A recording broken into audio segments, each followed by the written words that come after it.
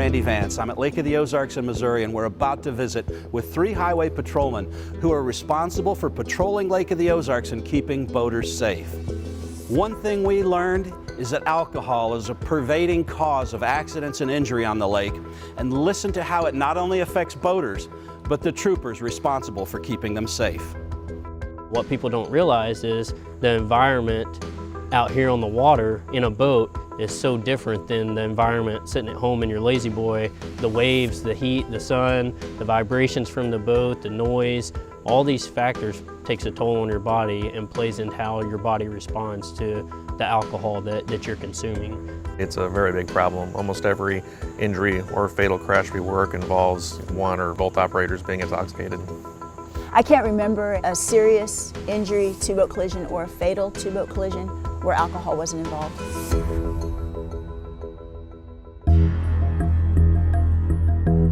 The very first summer that I came to the water and transferred over, I responded to the area, a possible boat crash. I couldn't even locate the boat. Luckily, a neighbor had saw the boat go up on the shoreline up into the trees.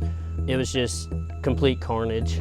The boat was wrecked considerably. Subjects laying on the ground, pinned between the boat and trees. Several lives were altered and changed because of the decision the operator made to go out to a local establishment, have several drinks there, and then try to, navigate or operate his boat home. There's been several boating while intoxicated arrests I make where I'm pretty sure that person would not have made it where they were going. Of all the arrests we make, people are over the legal limit, obviously, but there's always a handful that you're pretty sure you probably saved their life or the life of somebody else. Personally, for me, that you always get a ticket or get arrested for would be boating while intoxicated on the highway or on the waters. If you're intoxicated or impaired otherwise, you're going to get arrested, probably go to jail. I mean, you just have to look at the reason why we make an arrest. It's punitive, which is you want to have a penalty for a wrong decision, bad behavior, or dangerous. And it's also preventative because you want to stop that behavior in the future. There has to be a repercussion for your action, and unfortunately, sometimes money and fines and penalties and arrest is the only effective way. And that's why we're here, is to keep people safe.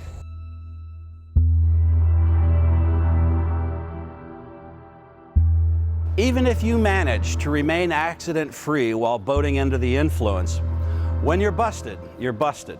The consequences are grave, and boaters continually try to sneak out of it.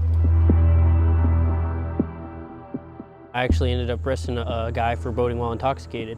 While I'm pulling up with him, I turned on a spotlight so I could identify who the driver was and turn on my emergency lights. And while I'm doing that, I can see the operator swap places with another passenger in the boat. I had a boat, the same situation, turn off my spotlight, as they're turning around, and I hit my red lights, and all 3 of them dive into the cuddy. Hide, like you're 5 hiding from a monster bed, just go under the sheets and they can't see you. We spend a lot of time talking about alcohol on the water, but that's not the only problem for BUI boaters. Prescription drugs and illicit narcotics are also a problem. Listen to how these water patrolmen have to handle those situations.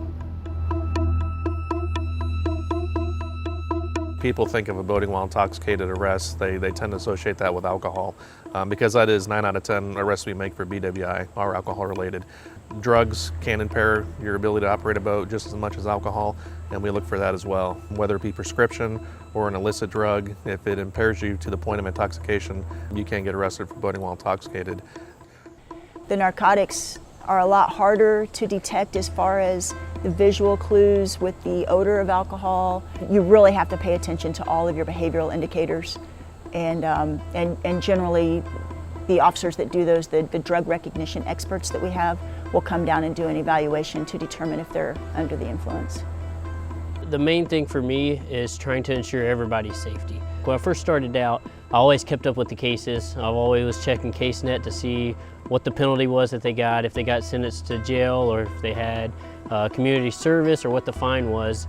And then after talking to several of their officers, they pointed out yeah, they may have only gotten this penalty, but look at all the lives that you potentially saved while they were off the water. I want them to get the level of punishment it takes for them to think twice about doing it again. There have been times when I've gotten home and I thought, you know, did I take that too far? Initially, when you first come out of the academy, man, you want to save the world, and you want to arrest everybody that is making a mistake, and then you realize that the implications for what I do and how that affects people in their life. You start to see a bigger picture, and you start to really understand the impact that we can have as officers on the water. We have an opportunity out here to interact with the general public in a way that's unique to any other law enforcement interacting with any other person. We're interacting with them when their guards are down, and our primary concern is their safety.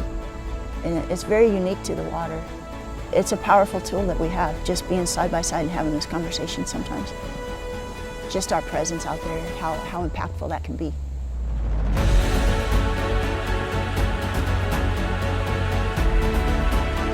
As you can see, these 3 highway patrolmen have a mission, and that mission is to keep you safe.